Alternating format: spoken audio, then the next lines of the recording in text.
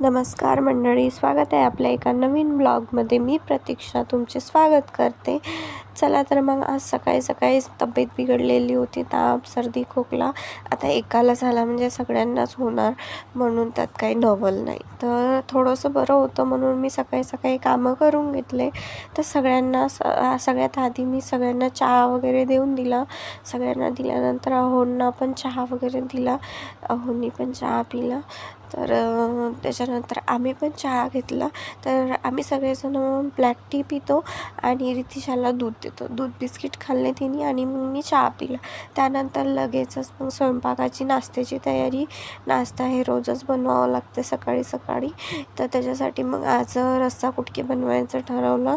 तर रस्सा कुटकेमध्ये तेलामध्ये मोहरी, जिरं हे सगळं परतून घेतल्यानंतर कांदा, मिरची आणि कडुलिंबाचा पाला हे चांगलं होऊ दिल्यानंतर लगेच मग त्यामध्ये तिखट, मीठ, हळद आणि थोडंसं किंचित गरम मसाला, त्यामध्ये टमाटर टाकून शिजवून घ्यायचं. शिजवल्यानंतर पाणी टाकायचं.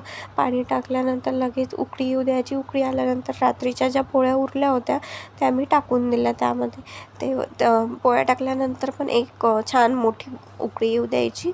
उकळी आल्यानंतर लगेचच सांबार वगैरे टाकून घेतला आणि सगळ्यांना नाश्त्याला दिलं. तर नाश्ता झाला म्हणजे स्वयंपाक जरी लेट झाला तरी काही वाटत नाही, म्हणून मग मी लगेच कुकरही लावून घेतला आणि पोळ्याची कणिक पण चुरून घेतली. त्याच्यानंतर लगेच पोळ्या पण बनवून घेतल्या. चला तर मंडळी, भेटूया नवीन ब्लॉगमध्ये. व्हिडिओ पाहिल्याबद्दल धन्यवाद.